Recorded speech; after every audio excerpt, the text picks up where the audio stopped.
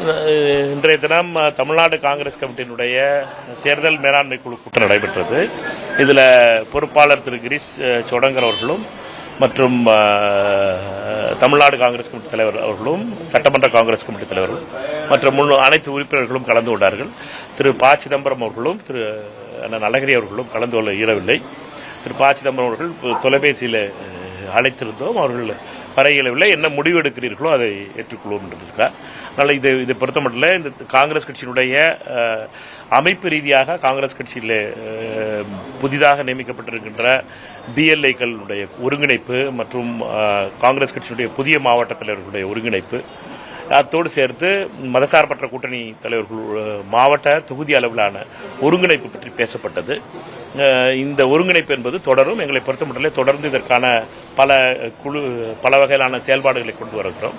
அனைவரும் சேர்ந்து தமிழகத்தில் 200 இடங்களை வெற்றி பெற வேண்டும் என்பதற்கான லட்சியத்தோடும் காங்கிரஸ் கட்சியினுடைய 28 தொகுதிகளிலே எப்படி வெற்றி வருவது, காங்கிரஸ் கட்சியினுடைய 28 தொகுதிகளில் 28 தொகுதிகளையும் முழுமையாக 100% வெற்றி பெறுவது என்ற லட்சியத்தோடு எங்களுடைய பணியை தொடங்குகிறோம்.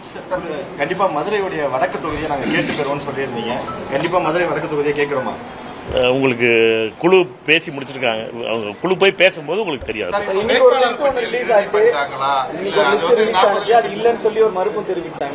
இந்த மாதிரி 28 தொகுதினாங்க 40 தொகுதிக்கு ஒரு லிஸ்ட் சொல்லி உலா வருது. வேட்பாளர் தீர்மானம் பண்ணிட்டோமா? எந்தெந்த புது தொகுதிகள் கேட்கிறோமா இல்ல பழைய தொகுதிகள்? தமிழ்நாடு காங்கிரஸ் கமிட்டி தலைவர் அதை மறுத்திருக்கிறார். இந்த பத்திரிகையில் உலா வருகின்ற பொய் செய்தியை மறுத்திருக்கிறார். அதனால அந்த ஸ்டோரி அதோட முடிஞ்சிருச்சு. அதனால நீங்க உலா வருகின்ற லிஸ்ட்டுங்கிறது அது உலா வந்துகிட்டே இருக்க வேண்டியதுதான். அது வெறும் உலா தான் வர முடியும். அது உண்மை கிடையாது. அது ஒரு ஃபேக் நியூஸ். ரைட்டா? ரெண்டாவது கேளுங்க. ரெண்டாவது என்னன்னா, காங்கிரஸ் கட்சியினுடைய பட்டியல் சம்பந்தமாக 28 தொகுதிகள் என்னென்ன தொகுதிகள் கேட்கணும், என்னென்ன பேசணுங்கிறத பற்றி நாடாளுமன்ற உறுப்பினர்களிடமும் மற்ற மூத்த தலைவர்களிடமும் பொதுச் செயலாளர் பேசியிருக்காரு.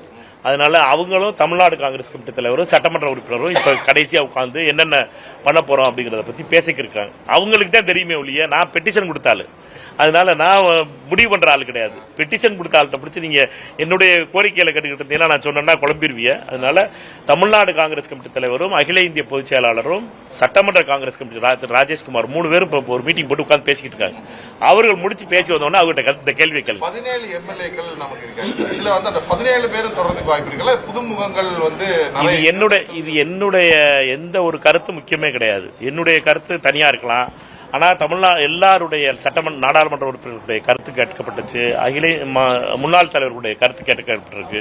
கேட்டு இப்ப 3 பேர் சேர்ந்து முடிவு பண்ணுவாங்க. முடிவு பண்ணி அகில இந்திய தலைமையிட்ட அப்ரூவ் வாங்கிட்டு என்னங்கிறது முடிவு பண்ணுவாங்க. அவங்கள்ட்ட கேட்கணும். உங்களுடைய கருத்துமே புதிய வாய்ப்பு என்ன மாதிரியான கருத்தை நீங்க முன் வச்சீங்கன்னா நாங்க அதை சொன்னா நீங்க பஞ்சாயத்தில் தூட்டுருவீங்க. அதனால தயவு செய்து எதா இருந்தாலும் என்ன திமுக காங்கிரஸ் அந்த கூட்டணி அமையறதே ஒரு பெரும் இதுவா இருந்துச்சு.